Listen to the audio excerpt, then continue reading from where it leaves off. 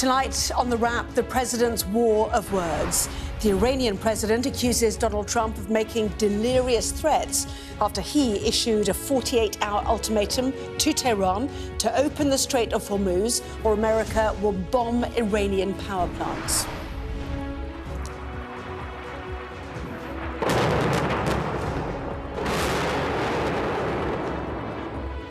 As the conflict continues, the Prime Minister will chair a meeting of the government's Emergency Cobra Committee to discuss the impact of the war here. But as Keir Starmer looks to reassert his authority, President Trump posts a comedy sketch poking fun at the PM. Well, what if Donald shouts at me?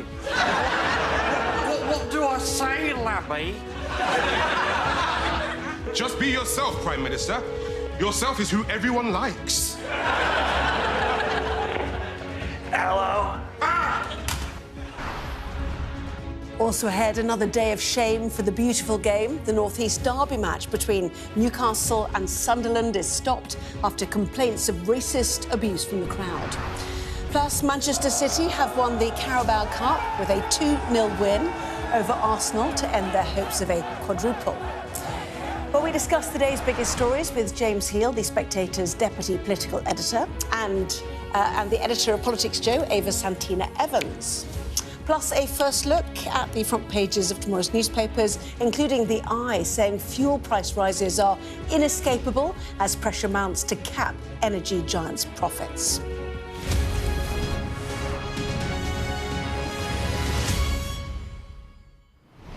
Well, hello, good evening, and Ava and James, welcome to both of you as well. Well, we start tonight with the Iranian president accusing Donald Trump of making delirious threats. It follows the American president's 48-hour ultimatum to Tehran to open the Strait of Hormuz to all shipping, or he would bomb their power plants. Well, today, Iran has warned it would hit back, targeting energy and water plants across the region if the US follows through with President Trump's threat. Well, Ava, James, power, water, it seems we've hit peak retaliatory threats now. Ava. And Amnesty International tonight warning that actually this could violate international humanitarian law. But the concern is for many British people is that we look like we're on the back foot.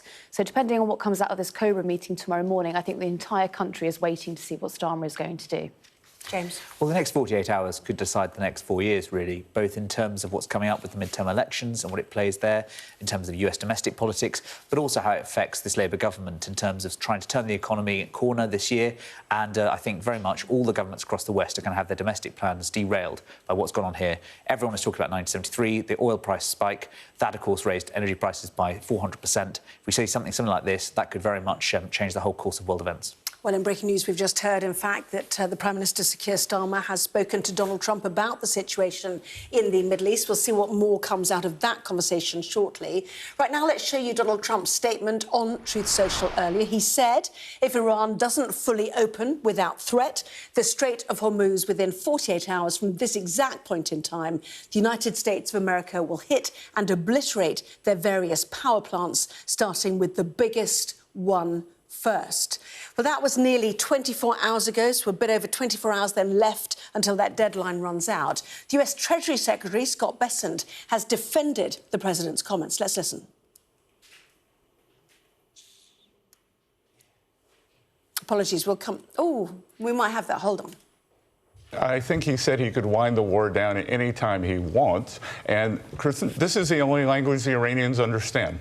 The president's been very clear from the beginning that the goals are destroy the Iranian Air Force and the Navy, to completely demolish their missile capabilities, demolish their ability to replenish those capabilities, make sure the Iranians cannot have a nuclear weapon, and stop their ability to project power internationally. And the president will take whatever steps it takes to achieve those goals. Sometimes you have to escalate to de-escalate, Chris. Well, as the rhetoric escalates from the Americans, here then is the response from Iran's President, Masoud Pezeshkian. He said the illusion of erasing Iran from the map shows desperation against the will of a history-making nation. Threats and terror only strengthen our unity. The Strait of Hormuz is open to all except those who violate our soil. We firmly confront delirious threats on the battlefield.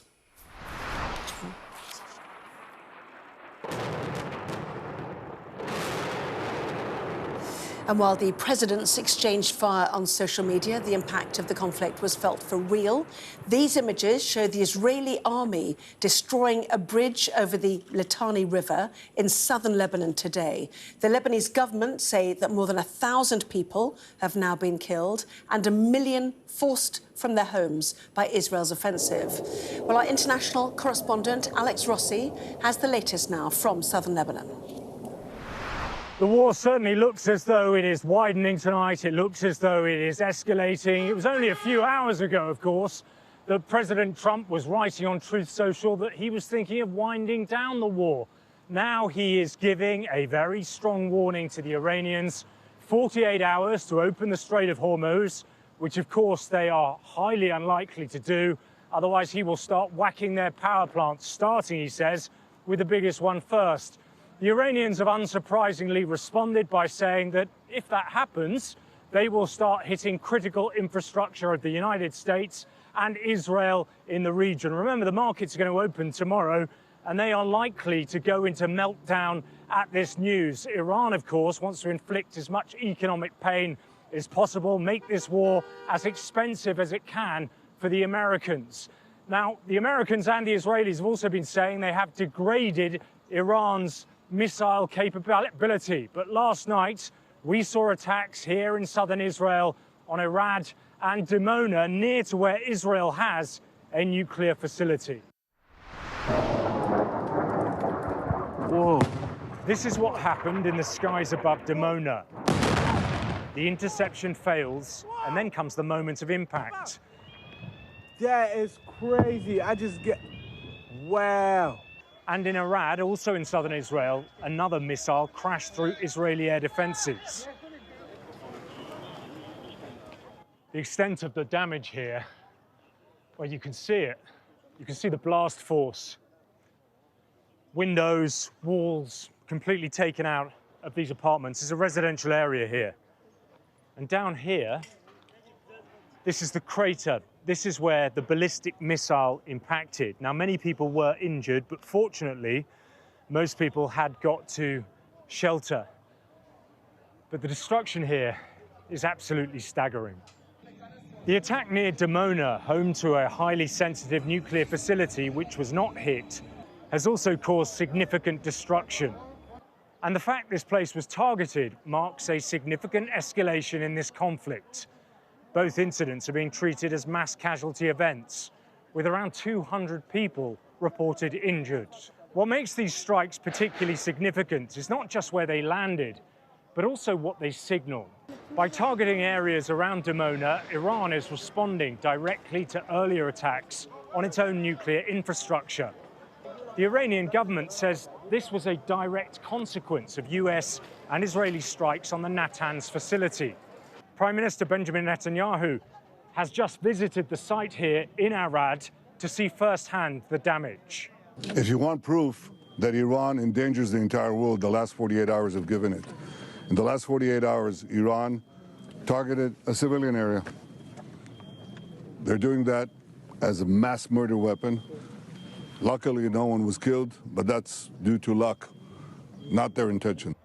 The very real human consequences of this latest escalation are being felt acutely on the ground. With interceptors failing, for civilians here, the geopolitical struggle forms a wider backdrop to deep concern about what comes next. These strikes on Arad and Dimona may prove to be a turning point in this war.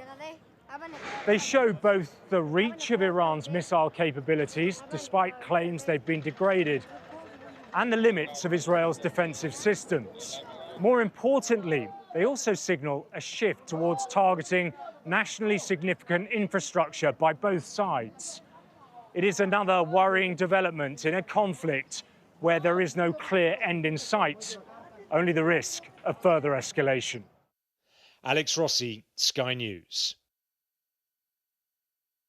Well, let's just show you some of the pictures released by US Central Command this evening of footage they say are targeting Iran's drone capabilities. Well, let's bring in our guests then, Ava and James. Serious times, serious threats made by both sides now. You've both talked about how important you think it is, but the issue is if you target infrastructure, you really are talking about long-term consequences here. You are, absolutely. And as I mentioned previously, you know, Amnesty International now warning this could be a humanitarian crisis. You know, people are going to have to flee this area if there are no power. This then becomes an entire world problem. Well, it is anyway with the oil crisis. Where are all these people going to go?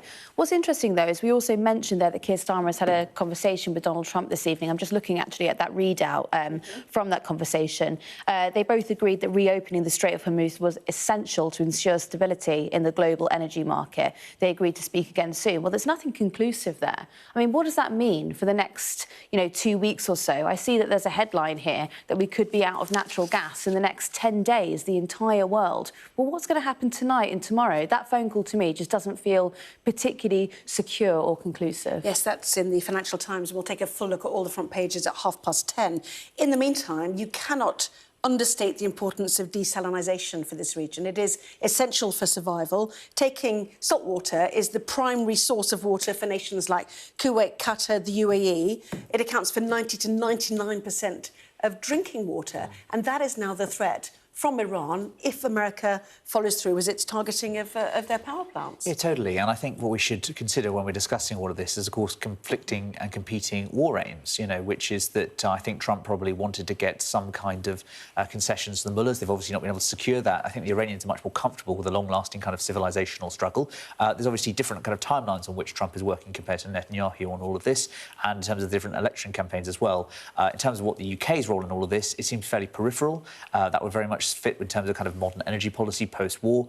And I think that really our role is really going to be trying to exert some influence on Trump. And I think at a time when he himself is talking about short-term scenarios, Netanyahu has a much longer-term one as well. Well, indeed. So, in fact, a short time ago, a spokesperson for the Israeli military, we expect weeks more of fighting against Iran and Hezbollah. That's not always what Donald Trump has been saying. In the meantime, who is damaged by these threats, or if they're real, by their actions? It is a bit like Russia hitting power plants in Ukraine in winter. It maximises the hurt on the civilian population, doesn't it, if you target power, energy, water in the region. In the meantime, there's extraordinary pictures of the bridge over the Litani River being struck. Fears now in Lebanon that it will mean a cutting off of southern Lebanon to allow a proper incursion by the Israelis. There's definitely unfinished business for Netanyahu in Lebanon, is there not, against Hezbollah? And there's certainly that feeling on the ground. There were reports today over from Tel Aviv. Some Israelis were speaking to some British media, and they were saying they expect this fight to go on for a very long time, and they were using words of, we must take out our enemy. There's proof here that our enemy wants to kill us, so we must kill them first, was actually one of the exact phrases that I heard this evening. So I think on the ground there in Tel Aviv, it's known that this crisis is going to be ongoing for quite some time. But I wonder if that's the feeling in America, and I wonder if those are the aims and ambitions of Donald Trump. I think with him, what we just heard there from the US Treasury Secretary was that we need to escalate to de-escalate. Israel and Netanyahu, they're not using words like de-escalate. They are powering on with this. So the US and Israel have two very different aims with this war. So when on earth is going to be the conclusion? Yes, and will it be a conclusion for both of them at the same time is what many people are wondering. You can see the front page of the Eye there. Fuel price rises are inescapable as pressure mounts to cap energy giants' profits. And the Metro leading with unions demanding plans from the UK government as well to deal with any fallout from the war. So let's go to that, shall we? Prime Minister is to chair an emergency COBRA meeting tomorrow to discuss the cost of living impacts of the ongoing Iran war. Top of the agenda, of course, will be focusing on government plans to keep the country going if the war drags on. Well, Tom Parmenter has been talking to people about how the higher fuel prices are already changing their behaviour. Prices are only going one way, and some drivers are changing their daily routines because of it. I'm cycling now, yeah, and I'm getting in with other people. But yeah, cycling now. Others are just resigned to it and paying up.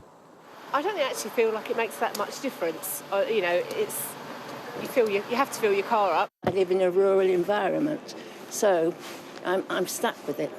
There is no shortage of fuel here. Supply and stocks are healthy. But what we've just seen while we were filming is the price of diesel go up yet again. And that's something that's happened 4 times here in the last week. Every time he's had to do it, Goran, who runs this family-owned garage, knows the impact it has in his part of Essex. It's an awful feeling. No one's benefiting from this. The only people earning money on this are commodity traders on the prices and the Treasury. The general public is losing out on this. It's too expensive. We're down 30% on fuel sales, and you can just notice it on the roads now. People are choosing not to drive as much as they were. The Prime Minister is due to chair a COBRA meeting on Monday, examining how the UK is being affected by disrupted fuel supplies in the Middle East. Their current advice is this. People should go around and buy their fuel just like they always would. If the situation were to change, then the government would look at what was required in that circumstance. For the hundreds of thousands of homes that have heating oil, mainly in rural areas, there's a dilemma too. Rather than pay a small fortune to fill up their tank in East Yorkshire, Jane and Mark are improvising. Now we're going to try and eke it out, keep everything switched off and see if we can't wait until the prices... I mean, we could go down the local gym and use the showers down there. Yeah, we're not rich enough to be able to say, yeah, we'll just go and splash out 850 to fill it up. And we're obviously not poor enough for anyone to give us any help. While people will make their own decisions, energy experts suggest contingency measures like reducing speed limits or encouraging working from home are still some way off. Right now, it is unlikely, I'd say, at least for a couple of months. Again, it depends upon the length of the war. Government will need to put plans in place. Given the prices are going up, you should also think about what you can do to drive more efficiently. So this means driving more slowly, being more, slowing down without the use of the brake and just letting yourself coast to a halt. So good driving practices more generally, but particularly important for saving fuel right now.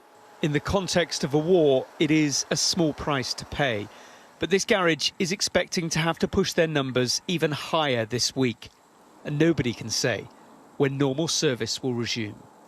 Tom Parmenter, Sky News, Essex. Well, let's bring in our political correspondent, Nick Martin, who's in Downing Street for us tonight. Lots for those ministers to discuss then, Nick. I'm just seeing, actually, that the oil futures have just dropped. This is Brent. It's gone up by $1 or nearly 1% to $113 a barrel. So, obviously, price rises is one thing, but also public messaging. At what point do they tell us to stop driving to work and try to limit use of our vehicles, for example?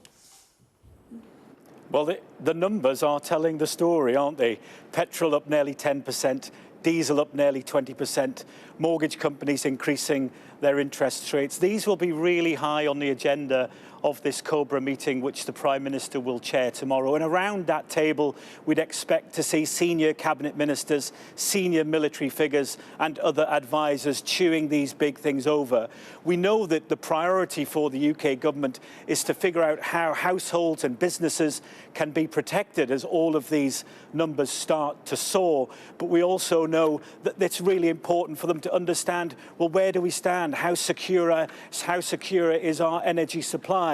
And these are all issues for which, you know, we don't have many answers for at the moment. The government has tried to move to help some households already. People with heating oil, for example, in rural areas, the most vulnerable of whom will get some kind of support. And petrol retailers are being warned tonight to be fair on drivers and motorists, and there will be checks on this. But, you know, throughout the whole of this weekend, the messaging from government has been that there is no appetite for this war. It is only making the economy worse. It is only causing pain. Yes, they said they will carry on their defensive measures, but they put a lot of clear water between what the US and Israel are doing and what the UK has to do to defend itself. And so really, there are some big questions for the COBRA meeting tomorrow, and there aren't many answers. The biggest questions are, how long will this war last, and how bad will it get? And only answering those two will we know how severe the impact will be on the economy. Thank you very much indeed, joining us there from Downing Street. So we know the Cobra meeting taking place tomorrow. You've already talked about how this lays the foundations for the next 4 years, but all sorts of projects go by the back burner when it's unaffordable. And it's not just oil and gas, it will be every product that we purchase. Yeah, precisely, and there'll be lots of knock-on consequences, and that's in every bit of the whole distribution chain. It also means about sort of industries here in the UK. We've already got electricity prices 4 times higher than America, and it means all the government's economic planning, all their forecasts, etc., that delicate balancing out that Rachel Reeves has every fiscal event, that could all potentially be upended. And, of course, the government's big hope this spring was knocking £150 off energy bills. That presumably will be wiped out by this cost. And once again, rightly or wrongly, consumers will be voters as well, and they'll blame the government when they come to the petrol pumps and the ballot box as well. Indeed so, and government borrowing costs have gone up as well. Precisely. Headroom goes. People have started talking about tax rises again. So, you know, it affects us, it affects the Americans as well. And it, crucially, is an election year in America too, isn't it? But also, just to go back there as well, you know, to the UK government, you've got a separate meeting, which I believe is happening concurrently, and that's going to be Rachel Reeves, Yvette Cooper and Ed Miliband, and they're going to be talking about ordinary people and how can they bring bills down, how can they ease the pressure on ordinary people. And the big question on everyone's lips at the moment is, are we going to start drilling again in the North Sea? Now, Ed Miliband is in that meeting, and it's one of his red lines. It's absolutely not going to happen if he's got anything to do with it. However, there are many backbenchers now who are pressuring the Prime Minister into bringing their constituents' energy bills down. So this could very much be on the table. I mean, we also heard from the boss of, I think it was Centrica this morning, but happy to be corrected if it wasn't. And he said that actually if we began drilling in the North Sea, that would radically improve bills for ordinary people. So when the Prime Minister is looking at this option, he's looking ahead to the May elections and he's thinking, well, actually, maybe I might lose a number of councils. It very much might be on the table. Yes, so, you know, where does the nation feel on North Sea? Because Ed Miliband's view is we don't instantly benefit. It goes straight onto the world market, doesn't it? So it doesn't come to us, effectively. Well, equally, I think that people's commitment to energy has been kind of tested over the last few years. We had that sort of high peak of COP 2021, etc. Since then, I think we've actually seen the reality of a lot of what net zero means in practice, and I think that Ed Miliband may well be speaking for a strain of the Labour Party, but given all the pressures and the electoral dynamics of this, of course, with the elections in Scotland coming up, I think he's going to be under pressure to change course. Well, ironically, what is described as the Super Bowl of energy starts tomorrow in Houston, Texas. 10,000 government ministers, oil executives. I'm seeing that Saudi's Aramco chief is already declaring he will not travel because of the war in Iran. Kuwait is now joining only remotely, so they've got a lot to discuss as well, and certainly be very interesting to see what they had to say in Houston, Texas, with so many people going to discuss global energy. In the meantime, today, Donald Trump posted a sketch from Saturday Night Live UK, which poked fun at Sir Keir Starmer and suggests our Prime Minister is scared of him. Well, let's take a look at the video shared on Truth Social then by the US President with no comment attached to it. Oh, golly. Well, what if Donald shouts at me? What do I say, Lammy? Just be yourself, Prime Minister. Yourself is who everyone likes. Hello? Oh, sod that scary, scary, wonderful president. Why is he so blubber difficult to talk to? Sir, just be honest and tell him we can't send any more ships to the Strait of Hormuz. Oh, crumbs. I just hate conflict so much. Well, actually, Donald Trump posted the full, roughly 2.5 minutes of it. That's just 45 seconds. Yes, the first Saturday Night Live UK last night on Sky One. Anyway, very funny and, you know, very pertinent, I suppose. What do you make of it? Well, it's the best publicity Saturday Night Live could I hope for, could it? And it's quite funny, isn't it, that after years of being, as he would see it, demonised or mocked or lampooned by the SNL America, now sort of Donald Trump found he has an alliance with the SNL UK. And what can I say? It clearly hit a mark with the US President. Yeah, and Sir Keir Starmer obviously thinks that I've got the UK public on my side, you know, about my stand on Iran. But, you know, this is pointy, isn't it? And, you know, special relationship, etc. You know, where are relations going to head after this? Because Yvette Cooper's made clear again again that our bases will not be used to target power plants in Iran. Well, on that SNL sketch, actually, there was one MP, Sam Rushworth, who's a fan of Keir Starmer for all intents and purposes, and he was defending the Prime Minister earlier. He commented on that clip that it was bad acting. Only resemblance to Starmer and Lammy is skin colour and fails to satire. I don't agree with that, and apparently neither does Donald Trump, so... I think it's the voice. You might... that voice, you know, it's very sort of, good. Yeah, it gets the sort of hackles raised, I think, a lot in Middle England. Yeah. Well, we'll see if we get proper reaction tomorrow of that, and full coverage of that Cobra meeting as well. And a reminder, too, that Sky's Yalda Hakim will have a special programme on the Iran war that is live from Beirut tomorrow afternoon at 4 o'clock here on Sky News. Now, moving away from that, tonight Sunderland Football Club has offered their complete backing to player Retaliatory after he faced racist abuse during today's match against Newcastle. The game had to be stopped in the 52nd minute. It is the second time that's happened in the Premier League this season. Well, our sports correspondent Rob Harris spoke to the policing minister, Sarah Jones, about the issue earlier this week. Well, look, there's no place for racism in football, and there has been a huge campaign which for many years has been making that case, and I think we've made progress, but of course there's a lot more that we need to look at and get done. There is a review at the moment, again, that the government is undertaking on hate crime, and we are looking at what the right spaces are to push for the tech companies to do more, to push for more to be done in policing, and how we do that and how we manage that process. Well, a former member of the FIFA anti-racism task force and football writer for The Guardian told us that he's happy to see the matter being dealt with. But I think the most important thing is that Anthony Taylor, the referee, applied the three-step protocol as he's supposed to apply it. So well done to him. With regards to the incident, I am presuming that the racism came from the terraces.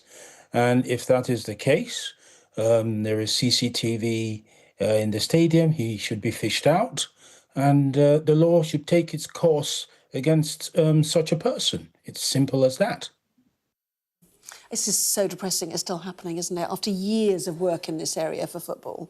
And I wonder if, you know, a lot of the sort of performative anti-racism pushes, like the taking the knee, clearly aren't working. What we need to do is we need instant bans. You know, I spend a lot of time in stadiums when I'm lucky enough to get an Everton ticket, but, you know, and it definitely doesn't come from the Everton side, I can assure you of that. But, you know, it needs to be instant bans. And I do actually think that a lot of the people who attend matches, if they were faced with a lifetime ban, prospect of never being able to see live football again, you wouldn't see this sort of behaviour. And even if you're in the vicinity of it and you're not calling it out, you should be asked. You know, you should be brought into that line of questioning of why didn't you stop it or attempt to intervene. Has the rhetoric of politics, do you think, exacerbated the prospect of this happening? Or potentially, and you know, I think that you've seen a hardening in some elements of politics, and also potentially worsening economic attitudes over the past 20 years. So maybe that's of it. There's also a sense, perhaps, I think sometimes where, given there has been so much work in this field, good work, etc., there's now been a counter-reaction potentially to that.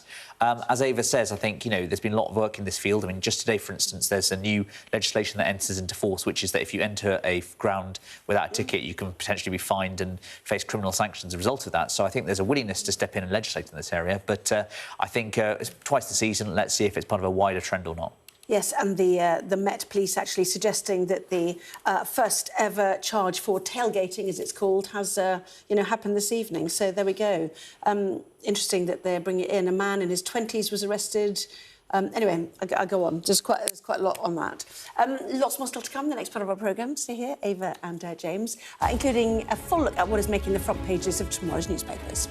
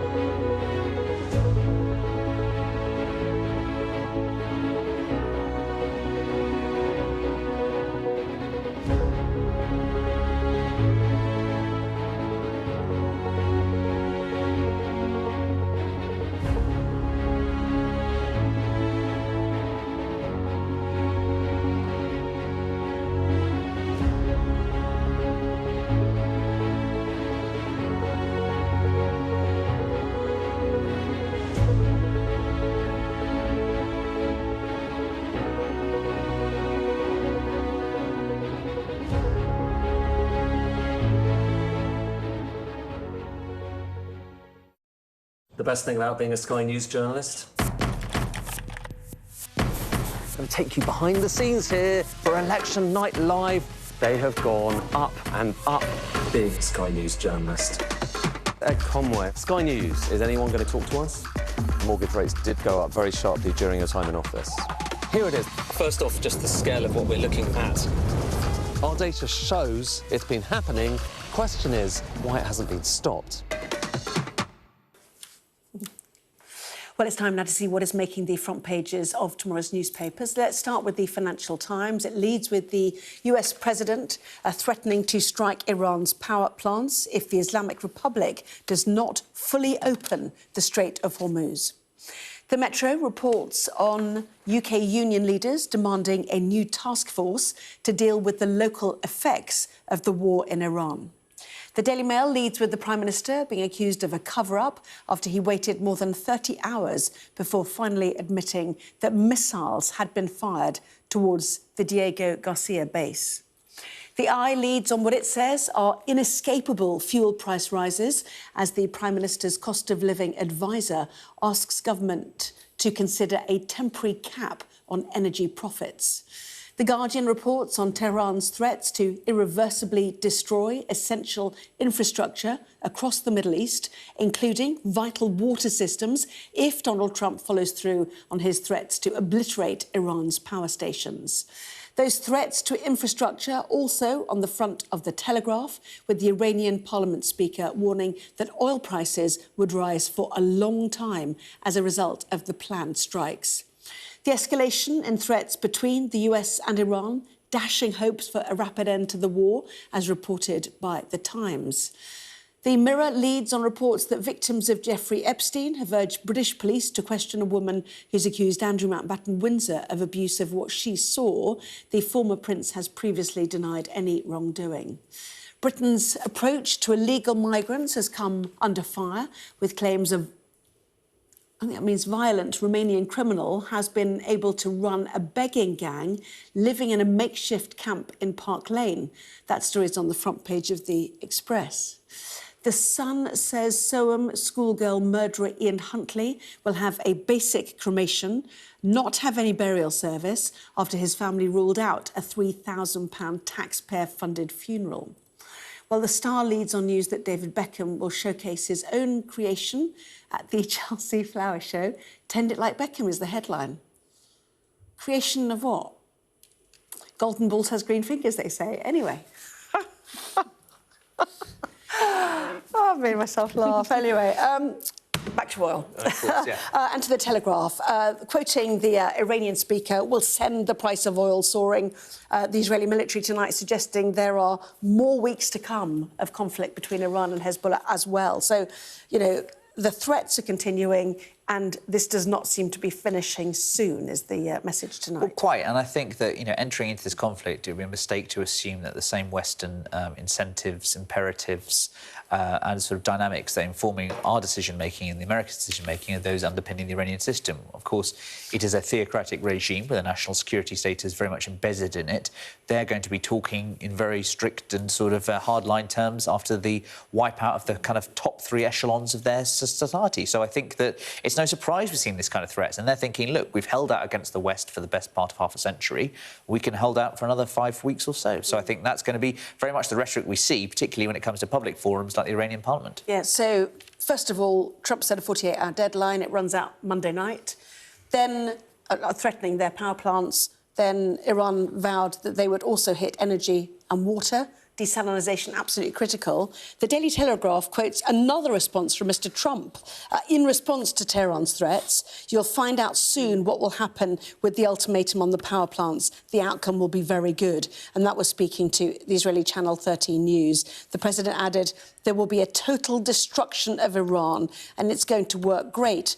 the rhetoric keeps ratcheting up, Ava. Yes, well, yes, it does. And, you know, what's interesting is the US Treasury Secretary has said that they want to escalate to de-escalate. And then we look at what the Iranian president has said today, 24 hours earlier, I might add as well. They're ahead of schedule, actually, you know, ahead of that 48-hour deadline running out, that they will also escalate. So this is not quite what I imagine, what the Americans imagined would have been the process of this conflict. It seemed that if they, you know, from their perspective, if they kept ratcheting up the threats, then perhaps Iran would have to, you know, to be subservient to the Americans and reopen the Strait of Hormuz. But actually, in the face of this might and in the face of this potential escalation in the conflict, Iran have also escalated. So at what point, at what precipice do we get to here before someone backs down? And you're just referring to that readout that we mentioned earlier between Keir Starmer and Trump, the phone call that they've had this evening. They've both agreed that the strait needs to be reopened, but there's no process into that reopening. So are we about to see a huge bombing campaign? Well, this is day 24 of the war, and I think that I spoke to one of the British government last week who just said to me, you know, went from Trump's greatest success in terms of knocking over Maduro in Venezuela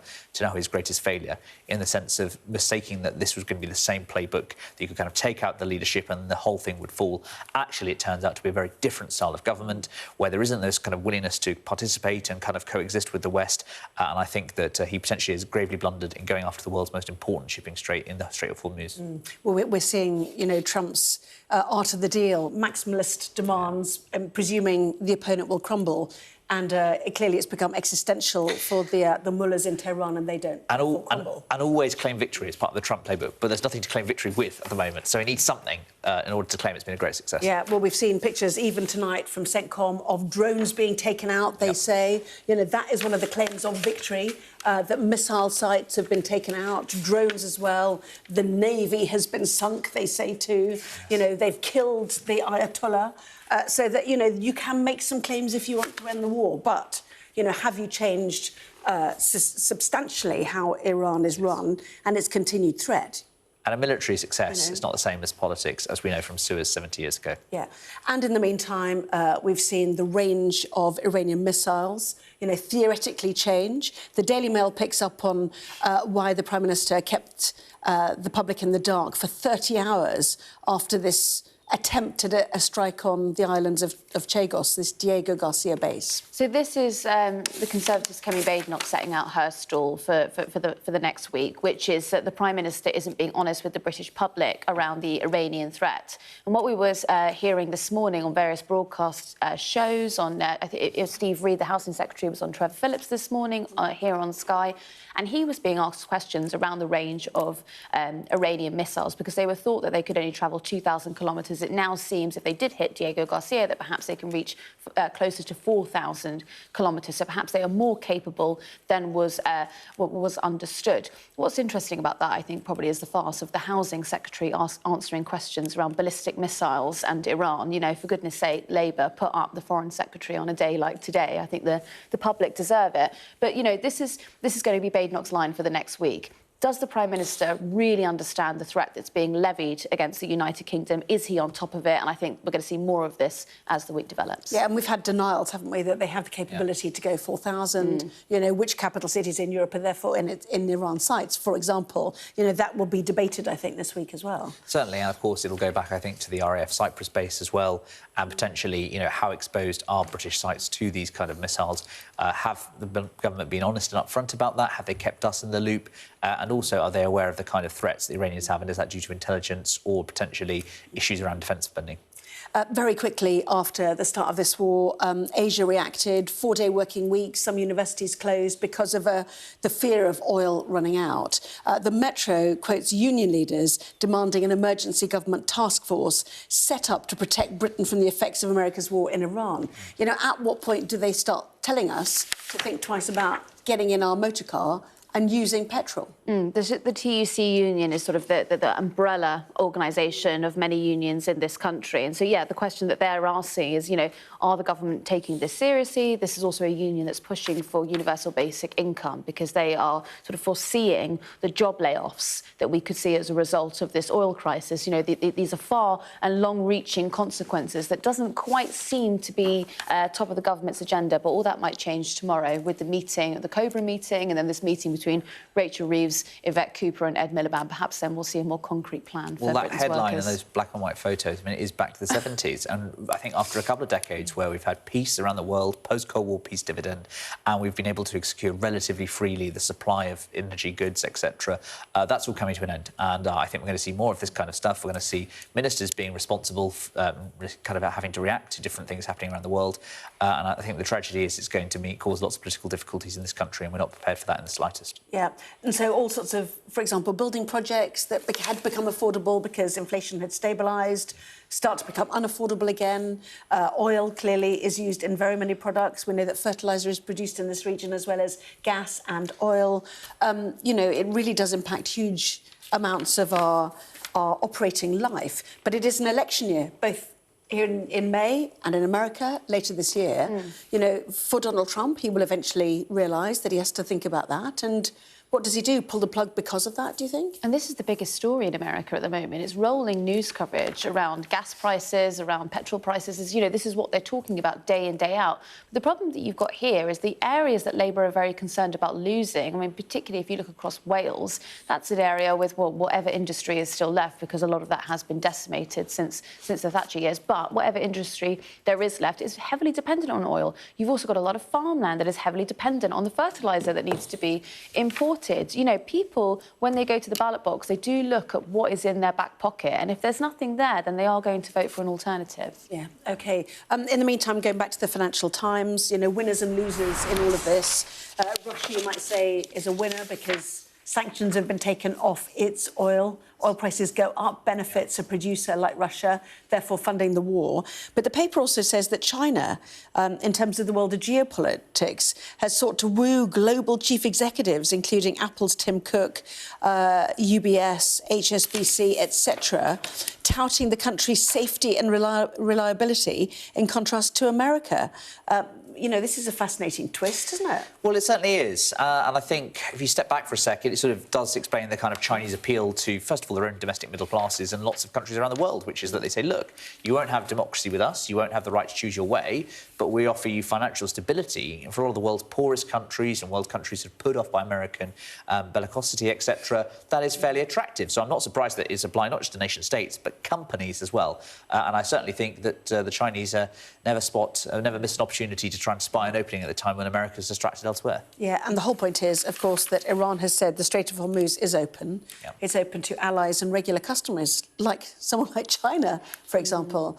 Certainly our international affairs editor was suggesting that it's become like a toll, that they're charging ships to get through it now. I mean, Iran's taken control of the Strait of Hormuz. But it's very interesting because if you look at someone like Elon Musk, for example, he has put his factories all across the world, so he's not going to be affected in the way that companies, say, like Apple, might be affected by closing the Strait of Hormuz. So, yes, it is going to look very attractive to, instead of, you know, building or assembling in America, actually, let's just go where we get the components from in the first place and just use vertical integration and build everything in China. Except for American tariffs, I suppose. Well, a lot of people had moved to Vietnam, hadn't they, in the clothing company, and then, of course, he put tariffs on. But the margins Vietnam are so much slimmer there when it comes to clothing compared to something like Apple. I mean, can you imagine tomorrow everyone decides to change, they're not going to use MacBooks anymore or iPhones? It's highly unlikely, whereas if you are buying a piece of clothing, you are a little bit, you know, a little bit more malleable. It's a reminder of the fragility of our supply chains. We've seen it repeatedly post-COVID, and we're like sort of the incident at the Suez Canal 5 years ago, we're seeing it again. Is globalisation dead? I think it's certainly not dead, it's certainly dying. I think that it's a very much more sort of bipolar world than it was, say, 10, 20 years ago. Yeah. Throws the North Sea into sharp focus again, doesn't Absolutely. it? Let's go to the Times, and this is migration. Britain faces a surge in migrant crossings, James, over the coming weeks as a deal to fund French beach patrols is to run out within days. Yes. Not very effective deal we struck in 2023, 475 million. We understand that there's negotiations going down to the wire between Shabana Mahmoud's Home Office and the French authorities. The French are talking about sort of claims there's been an increase in sort of more aggressive migrants coming from North Africa who are posing more of a risk to them when they're on the French beaches.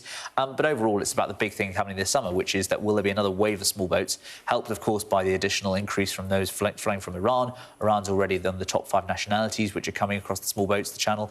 So I think that these sort of talks about negotiations, etc., they're an attempt by the government to control it, but really I don't think many people in Whitehall have a huge amount of faith in the French, given their limited efforts since 2023 to try and stop these small boats. But also with Sudan, I mean, while we've been looking at Iran, we haven't been focusing on the Sudanese and the rising tensions within that civil war that's erupting there. And, you know, I've spent a lot of time down in Calais, and there are huge groups of Sudanese refugees who do not want to go back to the country, whether that's because of economic reasons and they're looking for a better life for themselves, or whether that's, for pure safety. While that tension is ongoing, more people are going to need to leave that area, and they will be travelling across the Channel. Yeah.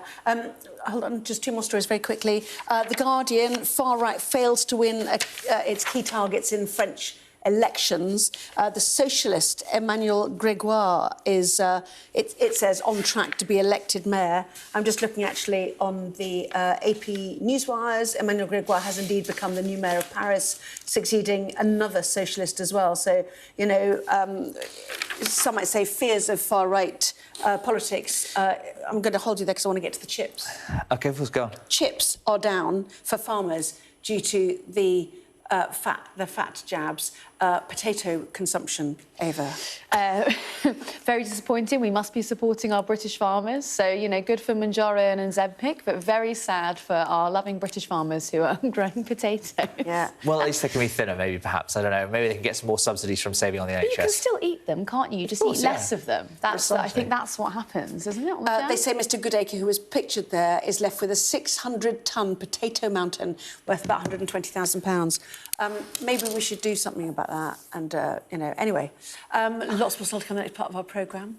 We have the sport. It is more misery for Tottenham Hotspur, I'm afraid, as they lose 3-0 to their relegation rivals, Nottingham Forest.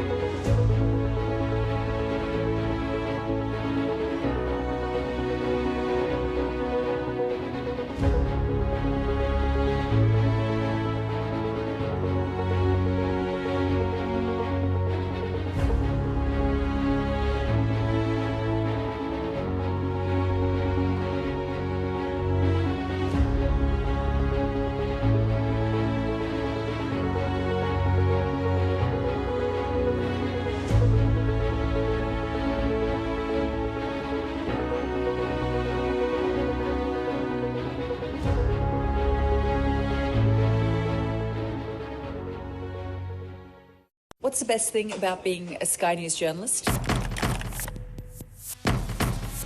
Who's funnier?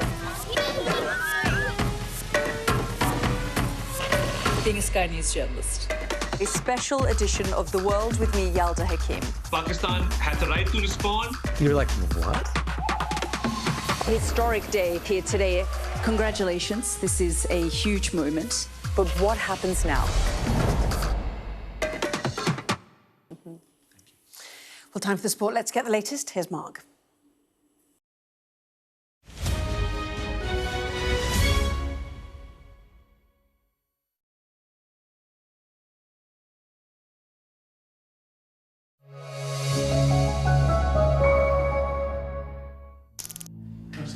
Yeah.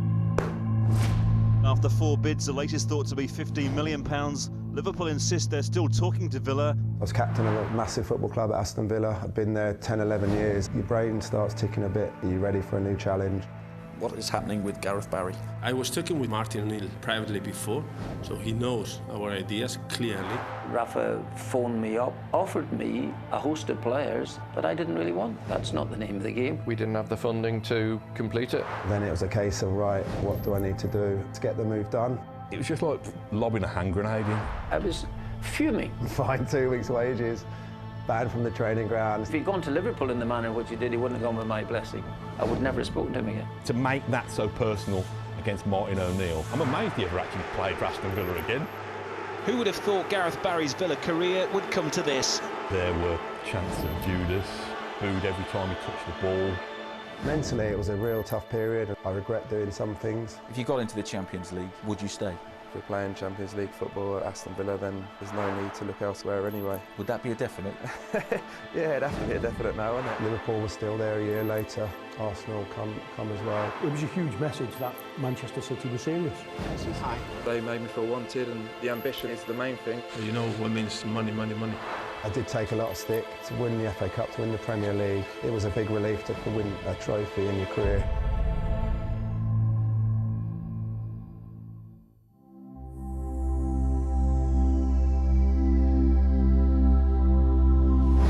From youth team player to Premiership regular is rarely an easy one. It's certainly a busy time for Gareth Barry, with a 5-year senior contract waiting for him at Villa Park. The manager's had a word to me about it, but hopefully I'll be signing it soon. It's something you're clearly wanting to stay at Villa. Yeah, I want to be staying at Villa for a few years to come. I was really shy, thinking I should be back in the youth team dressing room rather than making my debut and training with the first team every day. It sort of come really fast, and it took me probably 2 seasons to really feel like I should be there. Gareth was, I mean, he was only a young kid when he came, and before we knew it, he was in the first team changing room. Very quiet until I got hold of him. He's such a level-headed kid that I don't mind talking about.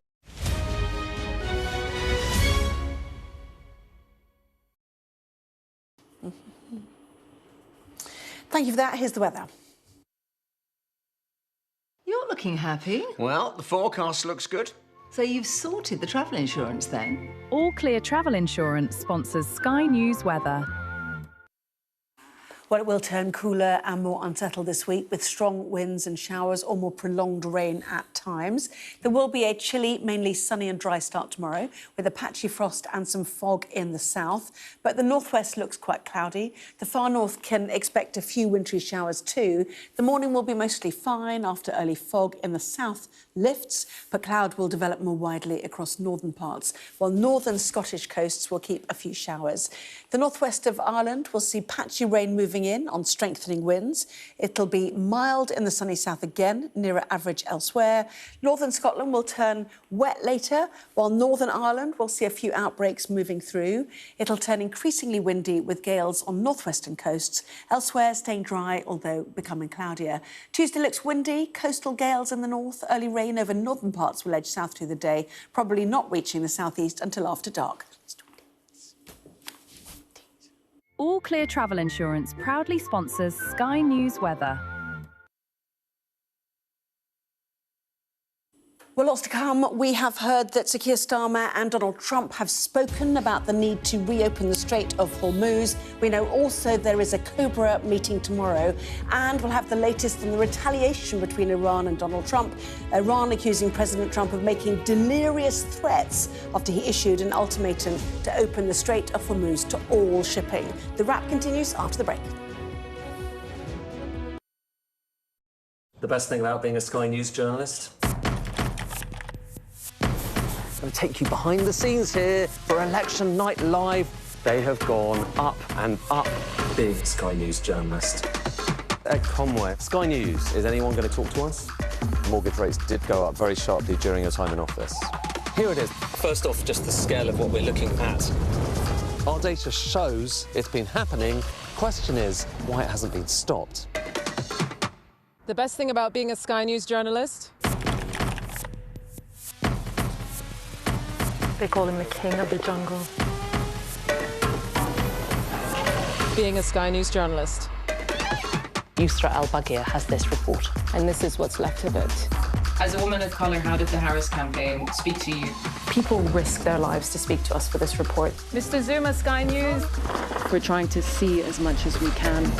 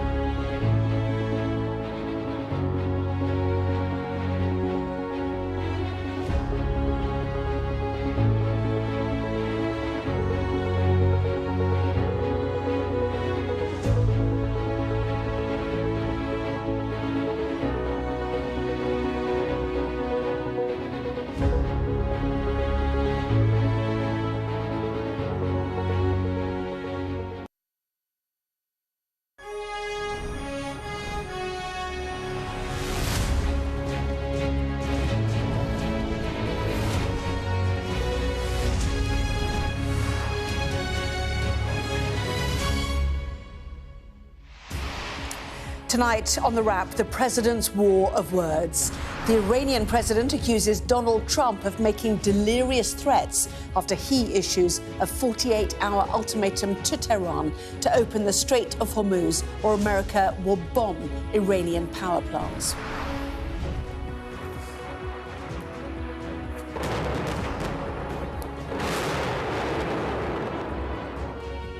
As the conflict in the Middle East continues, the Prime Minister will chair a meeting of the government's emergency Cobra Committee to discuss the impact of the war here. But as Keir Starmer looks to reassert his authority, President Trump posts a comedy sketch poking fun at the PM. Well, what if Donald shouts at me? What do I say, Labby? Just be yourself, Prime Minister. Yourself is who everyone likes. Hello? Ahead, another day of shame for the beautiful game. The North East Derby match between Newcastle and Sunderland is stopped after complaints of racist abuse from the crowd. Plus, Manchester City have won the Carabao Cup with a 2-0 win over Arsenal to end their hopes of a quadruple. Well, we discuss the day's biggest stories with James Heal and Ava Santina Evans, plus a first look at the front pages of tomorrow's newspapers, including The Telegraph leading on Iran's vow to send the price of oil soaring.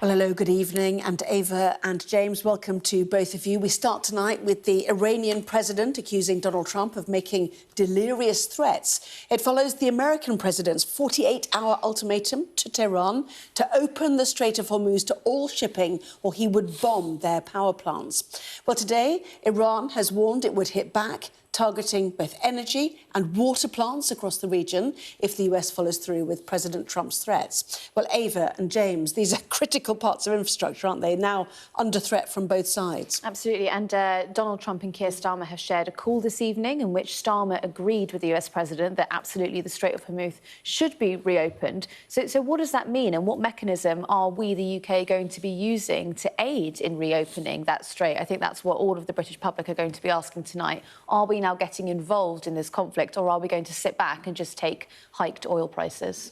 James? Well, I think what we can potentially bring to it is diplomatic cover in one sense. We're clearly not going to provide military aids or assets, but I think we can certainly kind of provide some kind of climb down if that's needed from the Americans, and trying to do a bit of backdoor diplomacy with some of the Middle Eastern states. You've obviously got our Gulf allies in that region.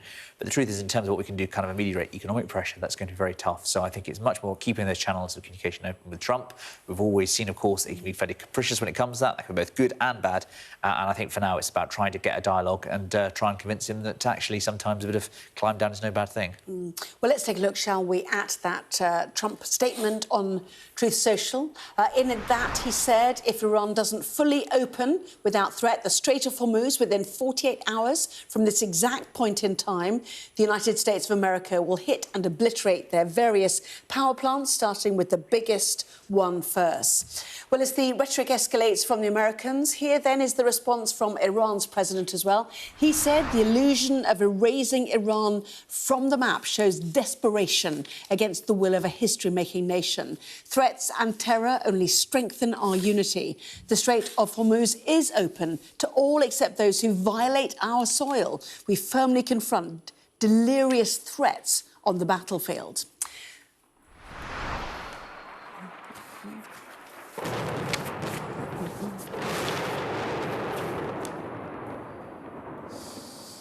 And while the two presidents exchanged fire on social media, the impact of the conflict was felt for real. These images show the Israeli army destroying a bridge over the Litani River in southern Lebanon today. The Lebanese government now says more than 1,000 people have been killed and 1 million forced from their homes by Israel's offensive. Our international correspondent Alex Rossi has the latest from southern Lebanon. The war certainly looks as though it is widening tonight. It looks as though it is escalating. It was only a few hours ago, of course, that President Trump was writing on Truth Social that he was thinking of winding down the war. Now he is giving a very strong warning to the Iranians, 48 hours to open the Strait of Hormuz, which, of course, they are highly unlikely to do. Otherwise, he will start whacking their power plants, starting, he says, with the biggest one first. The Iranians have unsurprisingly responded by saying that if that happens, they will start hitting critical infrastructure of the United States and Israel in the region. Remember, the markets are going to open tomorrow, and they are likely to go into meltdown at this news. Iran, of course, wants to inflict as much economic pain as possible, make this war as expensive as it can for the Americans. Now, the Americans and the Israelis have also been saying they have degraded Iran's missile capability. But last night, we saw attacks here in southern Israel on Arad and Dimona, near to where Israel has a nuclear facility. Whoa. This is what happened in the skies above Dimona.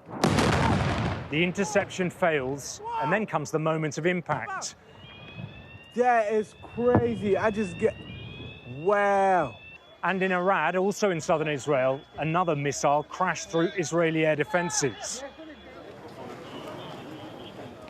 The extent of the damage here, well, you can see it. You can see the blast force. Windows, walls, completely taken out of these apartments. It's a residential area here. And down here, this is the crater. This is where the ballistic missile impacted. Now, many people were injured, but fortunately, most people had got to shelter. But the destruction here is absolutely staggering.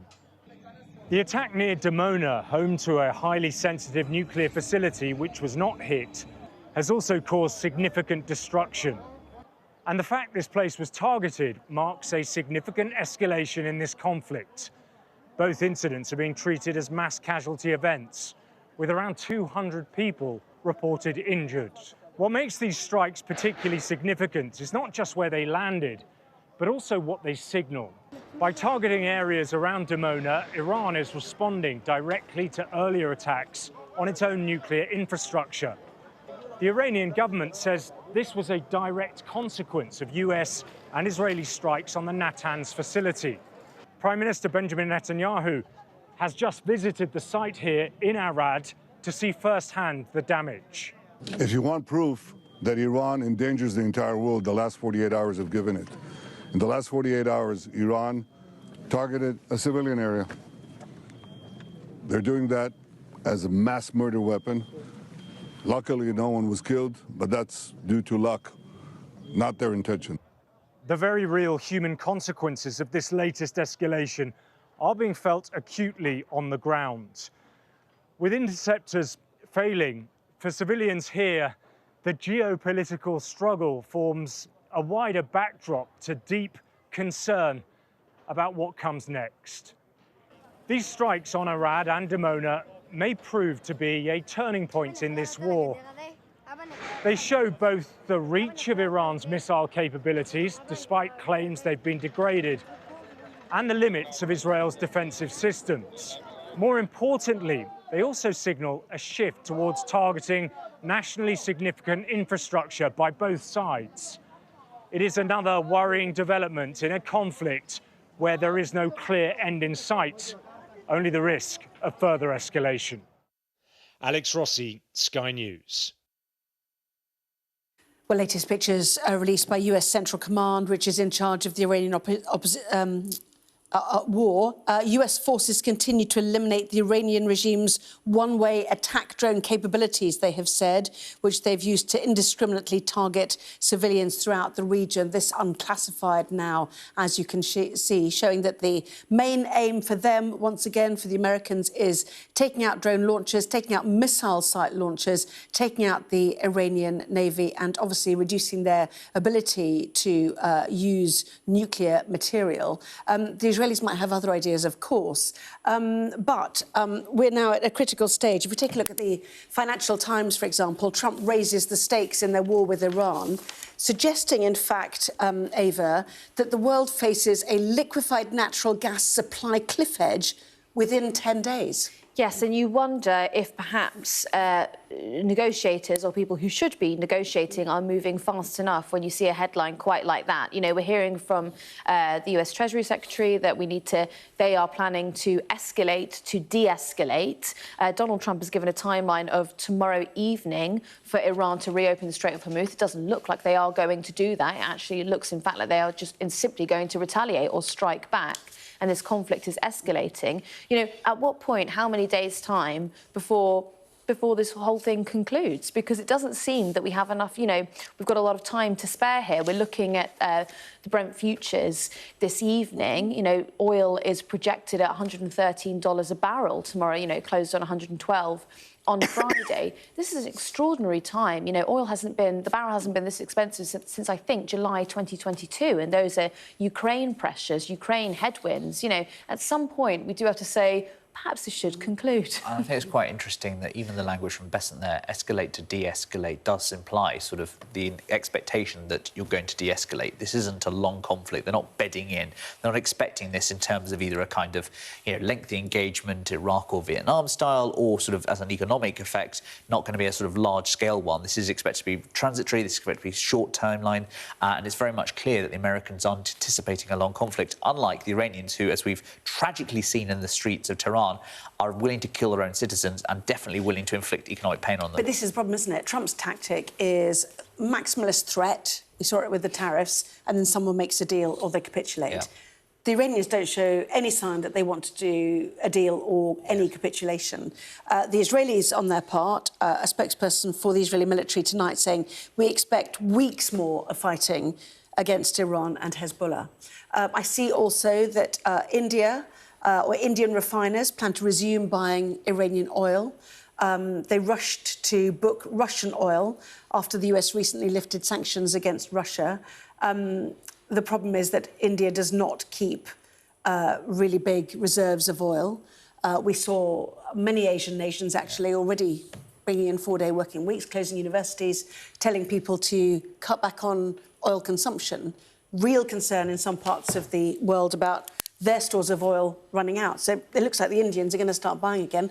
The world divides into, countries that want to or do not want to make a deal with Iran to get stuff through the Strait of Hormuz. Well, precisely. One of the issues in terms of the Ukrainian conflict has always been that other nations, frankly, put their priorities on different things. And I think that India has been buying huge shed loads of Russian oil and energy prices since the 2022 invasion. They've obviously put that first because they're a growing, economically developing economy. They are not going to be sort of willing to put the same pressures on their economy as other nations in Europe are.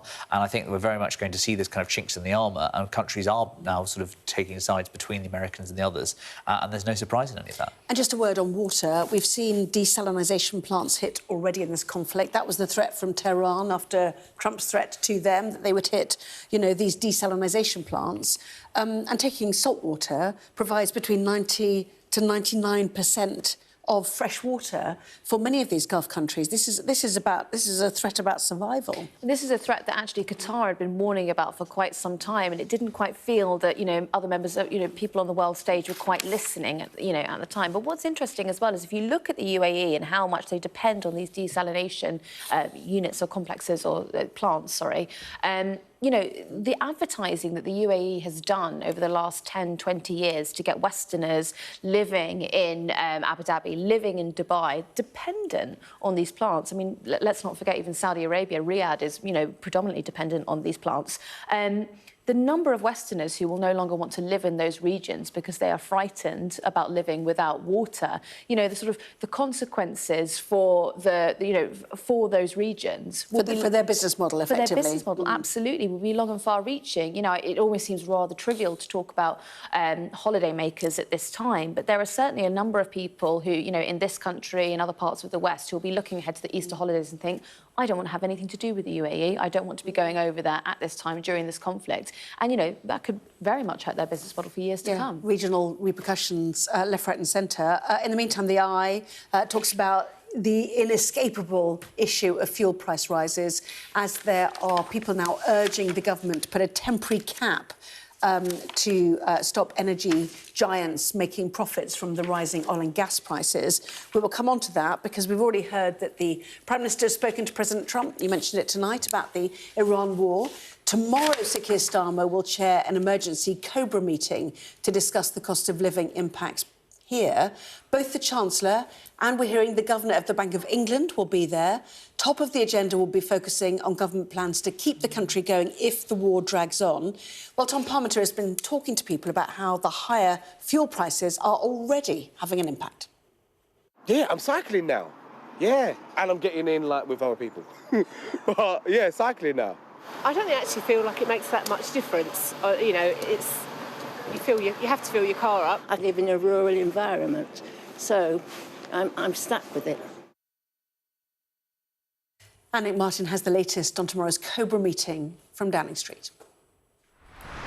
The numbers are telling the story, aren't they? Petrol up nearly 10%, diesel up nearly 20%, mortgage companies increasing their interest rates. These will be really high on the agenda of this Cobra meeting, which the Prime Minister will chair tomorrow. And around that table, we'd expect to see senior cabinet ministers, senior military figures and other advisers chewing these big things over. We know that the priority for the UK government is to figure out how households and businesses can be protected as all of these numbers start to soar. But we also know that it's really important for them to understand, well, where do we stand? How secure is our energy supply? And these are all issues for which, you know, we don't have many answers for at the moment. The government has tried to move to help some households already. People with heating oil, for example, in rural areas, the most vulnerable of whom will get some kind of support.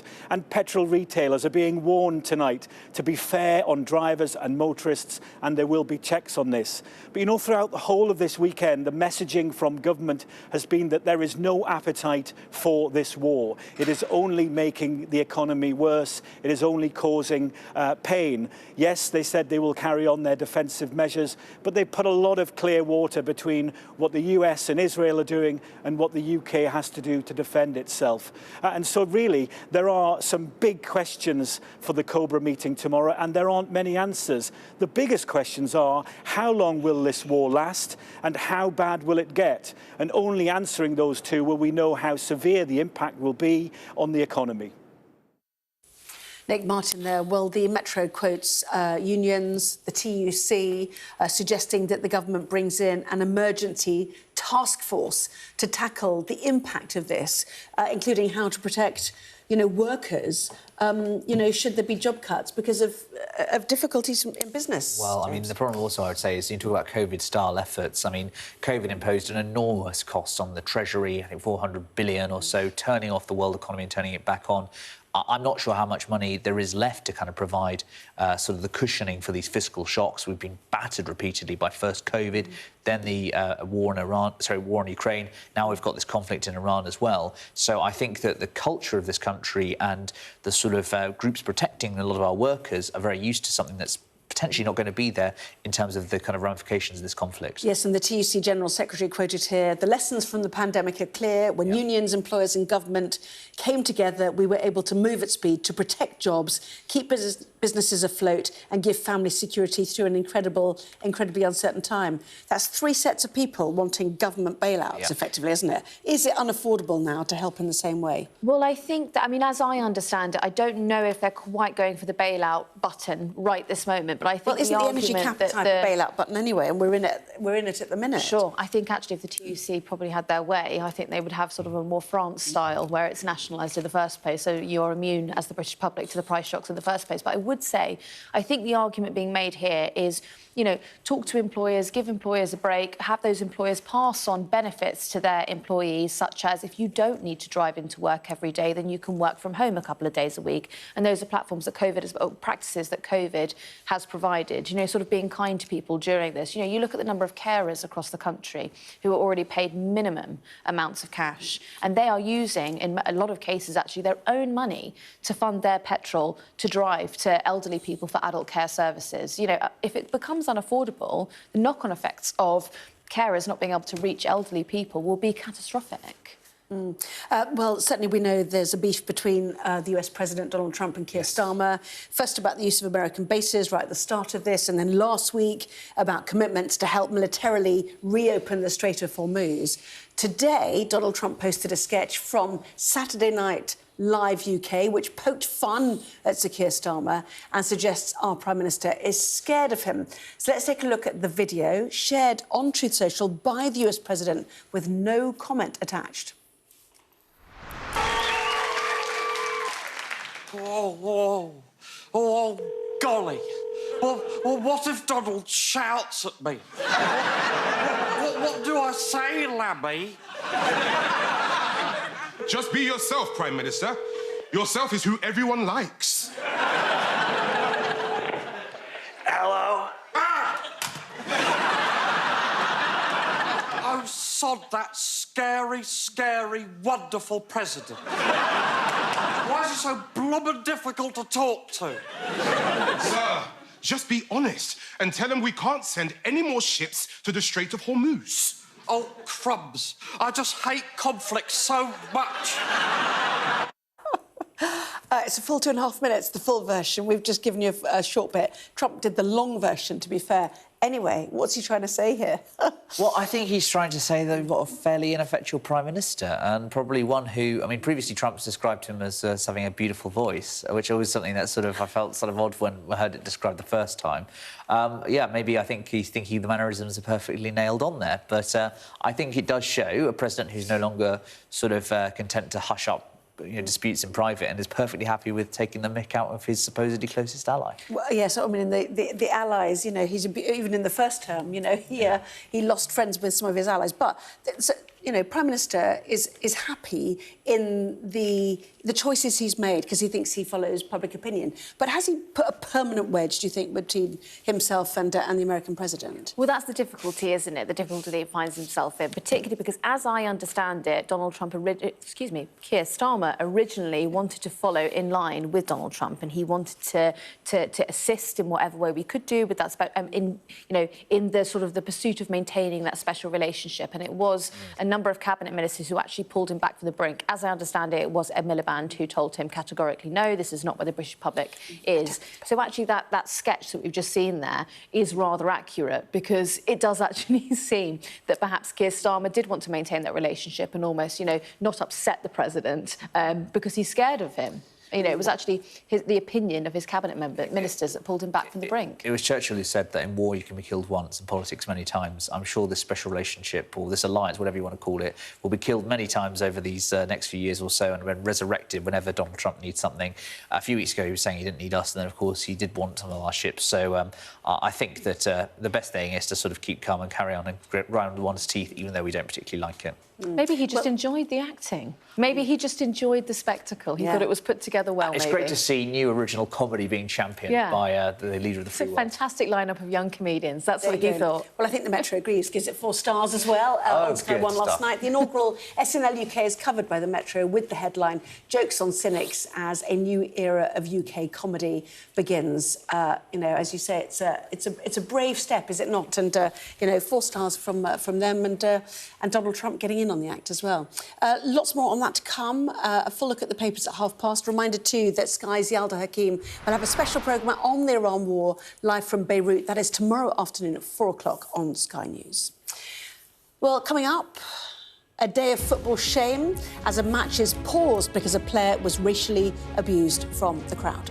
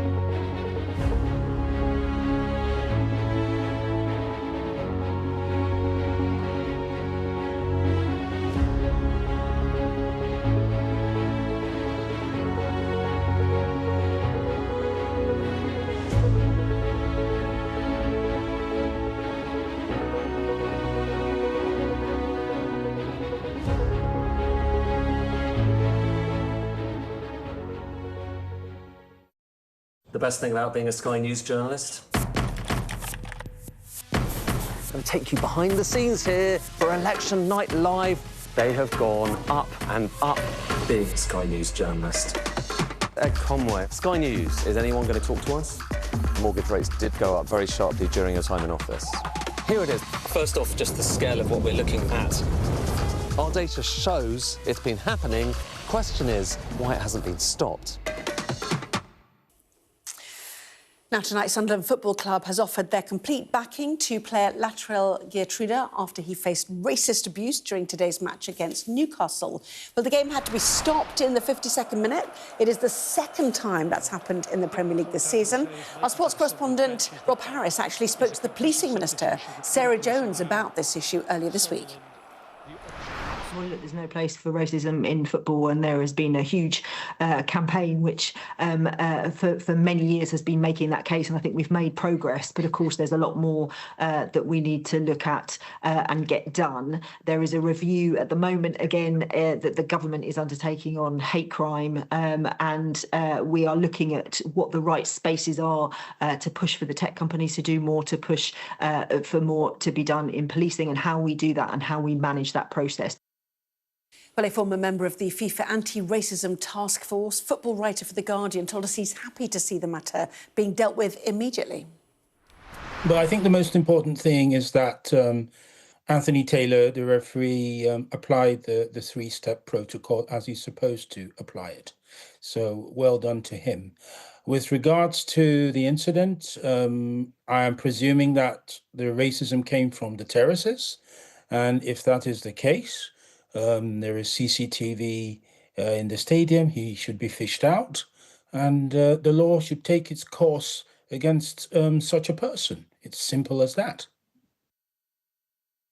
Well, Ava, immediately. I mean, you'd like to see an instant ban, wouldn't you, for whoever's in the crowd? 100%. I mean, you know, send them straight out. Ban them from the stadium. You know, whenever I'm lucky enough to get an Everton ticket, I would, you know, you wouldn't ever hear that from an Everton fan, I would like to say. But, you know, if I had, I'd want them out straight away, and I'd quite like to be able to report them, and I'd quite like it to be able to be dealt with straight away. And I do think a lot of these fans, if you were threatened with the prospect of a lifetime ban, you would never, ever do anything like that. You know, that there's so many, you know, obscenities that you are quite welcome to shout at the players when you're not happy with what's happening. There's no need to stoop to racism. And I just don't think that anyone spouting that sort of nonsense should be anywhere near the stadium. Yeah, I mean, there are so many football charities working on this. There's been decades of work trying to stop it, and here we are, again, still having it, you know. Well, there's also a curious irony, and that's perhaps Britain's most globalised industry. You think about the number of foreign professionals who excel. All teams are like this, and it's very different from, say, the 80s when John Barnes had bananas thrown at him and he was exceptional being a black British player. It seems odd now, you know, when you've got most Premier League teams now have sort of 9 or 10 of their 11 men, all obviously being foreign, that we're still seeing this kind of chance. So I don't really know what's behind it this season, but let's hope the FA and Premier League work it out. Ava, James, stay there. Lots more still to discuss, including what is making the front pages of tomorrow's newspapers. So let's take a look, shall we? The Financial Times, first of all, leads with the US president threatening to strike Iran's power plants if... Oh, it's not firing. Should we pause? Let's see the next one. No. I think maybe we have a little reboot. Should we take a little break and have a reboot? Maybe that's a good idea. Yeah? Let's take a break. We're just discussing it amongst ourselves. Well, I'll wait till you decide. Let's take a break and we'll refire it up.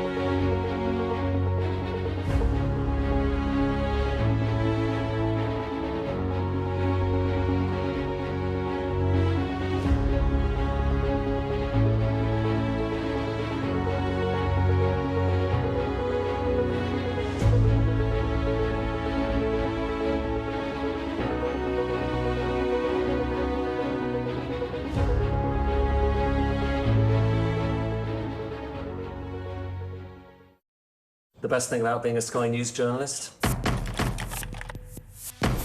going to take you behind the scenes here for Election Night Live. They have gone up and up. Being a Sky News journalist. Ed Conway, Sky News, is anyone going to talk to us? Mortgage rates did go up very sharply during your time in office. Here it is. First off, just the scale of what we're looking at. Our data shows it's been happening. Question is why it hasn't been stopped. Well, it's time now to see what is making the front pages of tomorrow's newspapers, Monday's newspapers even. The Financial Times is leading with the US president threatening to strike Iran's power plants if the Islamic Republic does not open the Strait of Hormuz to everyone. The Metro reports on UK union leaders demanding a new task force, an emergency task force, they say, to deal with the local effects of the war in Iran. The Daily Mail leads with the Prime Minister being accused of a cover-up after he waited more than 30 hours before finally admitting that missiles had been fired towards the Diego Garcia base. The Eye leads on what it says are inescapable fuel price rises as the Prime Minister's cost of living advisor asks government to consider a temporary cap on energy profits. The Guardian reports on Tehran's threats to destroy infrastructure across the Middle East, including vital water systems, if America targets their power plants. Those threats to infrastructure also on the front of the Telegraph, with the Iranian Parliament Speaker warning oil prices would rise for a long time as a result of the planned strikes. The escalation in threats between the US and Iran, dashing hopes for a rapid end to the war, as reported by The Times there. The Mirror has reports that victims of Jeffrey Epstein have urged British police to question a woman who's accused Andrew Mountbatten-Windsor of abuse over what she saw. The former prince has previously denied any wrongdoing. Britain's approach to illegal migrants has come under fire in the Express, with claims a violent Romanian criminal has been able to run a begging gang living in a makeshift camp in Park Lane or on Park Lane. The Sun says Soham schoolgirl murderer Ian Huntley will have a basic cremation after his family ruled out a £3,000 taxpayer-funded funeral. Well, the Star leads on news that David Beckham will showcase his own creation at the Chelsea Flower Show. Tend it like Beckham is their headline. So let's discuss more then. And in fact, we'll start with a double-page spread in the Times newspaper. Could Iranian missiles reach the UK and can we stop them? Is the question of the day after it appeared Iran fired missiles towards the Indian Ocean base of Diego Garcia. Ava. Yes, so the Times have provided us a very helpful map to determine whether we will be hit in the coming days or not. So it was originally thought that Iran only had the capability to fire ballistic missiles 2,000 kilometres, but now after an intercepted missile heading towards Diego Garcia, it's now suspected or thought that perhaps they can actually reach 4,000 kilometres. Now, that changes the trajectory potentially of this crisis, because it means that Iran or Tehran is capable of hitting Berlin, Paris or London, which is very concerning. So we've had the Housing Secretary, Steve Reed, on broadcast this morning, and he has said that the claims that have been made by the IDF that these missiles could hit those three Western European cities, that they are potentially false, that he hasn't seen evidence himself. Exaggerated, he said. Exaggerated, thank you very much. But, he also did add that he hadn't seen those claims himself. But why would you have seen those claims if you are the Housing Secretary? Presumably you're not quite in the correct building or department to be seeing those claims.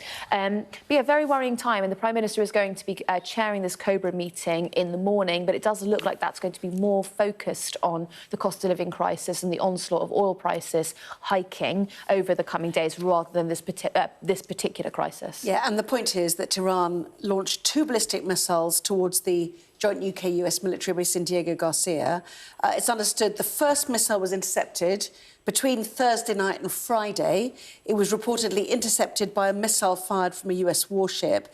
The second fell after travelling 1,990 miles, some 400 miles away from the US-UK outpost in the Chagos Islands, where about 100 British personnel are based, the paper tells us. But anyway, the point being, how do we defend it? it. And people have pointed out we do actually have anti-missile systems in both Poland and Romania as part of NATO's defensive strategy. Yeah, there was a wonderfully dark comic moment earlier where one of these Portuguese spokespersons was talking about the range of Iran's missiles and saying they could attack Spain, but not Portugal, which I think sort of talks about some of the... there's almost a faint smile on their face when they said that. But look, yeah, I mean, how far could they strike? I mean, they probably could reach the UK, but we'd probably shoot them down. Much more direct ranges, obviously, towards the Mediterranean face of the southern bit of Europe.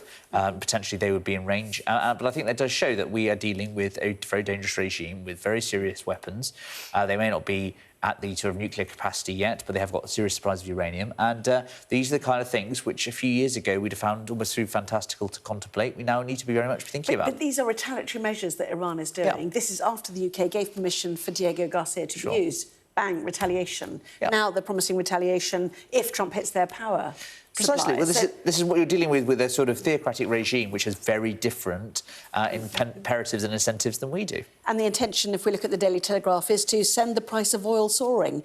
We've known for a long time this is both a military and an economic campaign by the Iranians, certainly, who know that if you hurt customers in their pocket, Western governments will have to act. Well, these are the cards that, you know, that Tehran have in their arsenal. Sorry, that's probably a bit too on the nose, that metaphor. But, you know, this is what they have to offer the West in terms of their bargaining chip, because where is Donald Trump's weakness? It is his voters, it is the American people who will be infuriated that they all see these hikes in oil prices. They will be infuriated if they go down to the gas station and they see that actually it's become less affordable to fill up their cars. You know, this is what the mandate that Donald Trump won the election on was: I am not going to participate in any foreign wars. I'm going to put more money in your back pocket. I think he also had something about eggs being a little bit cheaper if he was affordability, to become the president.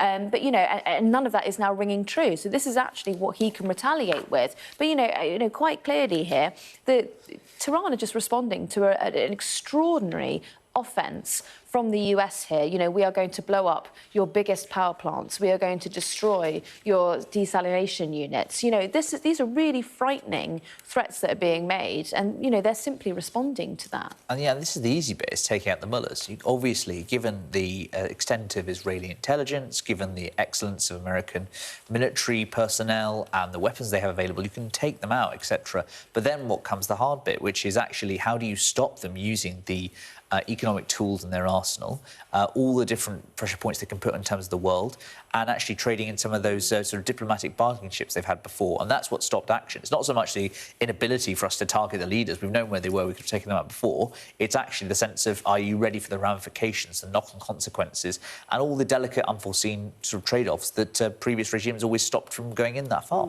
And I see, backtracking back to that double-page spread in the Times, actually, Lord Hermer, who is the Attorney General, a close ally of Sir Keir Starmer, will make a speech at Manchester University speaking out about Britain's commitment to the rules-based order, which they say shows the contrast between how America is being run by Trump and the Keir Starmer government. Well, let's hope it gets better than Lord Hermer's last big speech, which he seemed to compare the Reform and the Conservatives to the Nazis in the 1930s. So I'm sure he's had this one properly vetted. But look, I mean, I think the danger is that sometimes we feel like we're sort of almost fighting the last war, defending the old system. And I think in many ways this is very laudable. And I think there are too many on the right of British politics too quick to dismiss the rules-based system, and actually I'm not sure Britain necessarily benefits from losing that rules-based order. That being said, it does seem almost like a man out of time sometimes when you have this very, as I say, capricious United States president, and I'm not sure what our role is in this.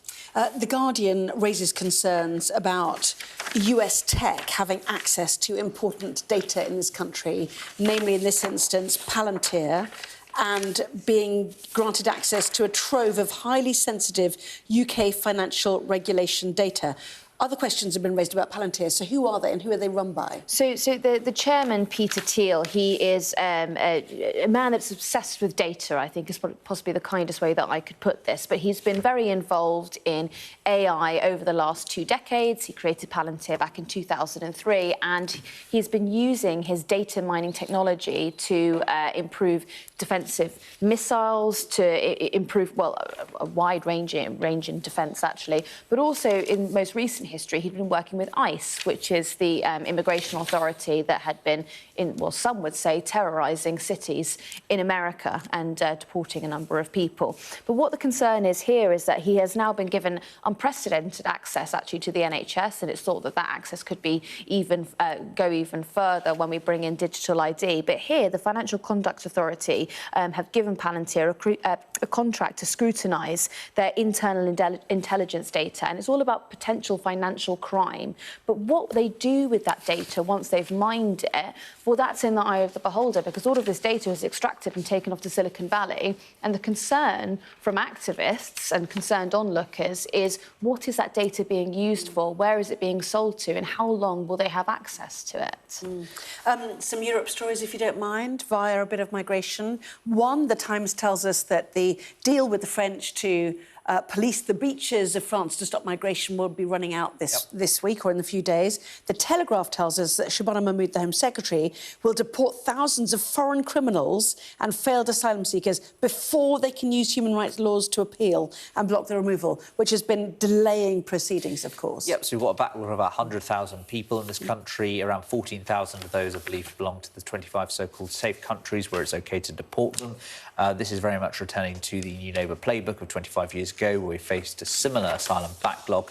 And I think we sometimes misremember New Labour. Yes, of course, they were responsible for the Human Rights Act and incorporating ECHR into law. But also, actually, Tony Blair was willing to contemplate some quite hard-line things on asylum. And I think that's what Shabana Mahmood is trying to do now. She's very aware that we're going to see, both in terms of legal and illegal migration, lots of pressure over the summer. And so that's why she's doing two things, one of which is reprising the book on terms of, looking at the ways you can get them back to safe countries and knocking out some of those thousands which are holding them up, and also doing this thing on the deal with the French. Yeah, and I'm just going to read out the eye, which is that Starmer's Brexit reset could actually push up the cost of oranges, lemons and cucumbers, despite a promise that it would bring down prices. But we're running out of time, so I'm going to move on, if that's all right. Just all of the costs are going up, really, isn't it? Yeah, That's they're going up anyway, right? Yeah. Life gives you lemons, Yeah. David has his own garden at the flower show. This is David Beckham. Tend it like Beckham, Ava. Yeah, that's a real photograph of him. That's not superimposed at all. That's a legitimate photograph. Well, we're all very much looking forward to seeing what he comes up with. His son, Brooklyn Beckham, who I think he's now not speaking to, but he had, I don't know if you ever saw it, a fantastic photography book. It was incredible. There was a picture of an elephant. You couldn't actually see the elephant in the photograph, but maybe his flowers will be as good as that. He's working alongside Alan Titchmarsh, so it's got hope. It's called The Curious Garden. We'll just pass by, because Meghan's down under, returning down under. This time she means business. The Duchess of Sussex has trademarked her As Ever brand in Australia before the couple's visit, so clearly trying to still push that business despite slight disintegration with her Netflix deal, I think. And in the meantime, we go to the chips, which are not being bought because of weight loss jabs. James? Well, Mr Goodacre by name and Mr Goodacre by nature, this farmer is getting complaints of the fact that, unfortunately, because everyone is so health conscious and svelte, they're therefore not being able to buy as many chips. And, the chips are down and farmers are paying the price for it. And it's left him with a potato mountain. So what about a bit of crowd farming, Mr Goodacre, to get rid of those? Absolutely. Well, I mean, it's sort of like the old days of the EEC and those butter mountains of butter lakes, etc. It's all coming back. Yeah. I'm not afraid of the potato in my household. No, I'm a big love a fan of potato. it. Yeah, a baked potato, very regular, regular meal in our house. But you're probably not on weight loss jabs. I don't know why I said that. Anyway, for 40 years, Mr Goodacre, I've grown potatoes. But this year we didn't sign any contract and now we can't get any order. We've been left with a potato mountain we can't shift. I've never known a season like it. There we are. Are they good potatoes, though? We don't know. I'm sure they are, but every action has consequences, as governments should learn, Absolutely. as we know. It's been an absolute pleasure. Lots to talk about here. Ava,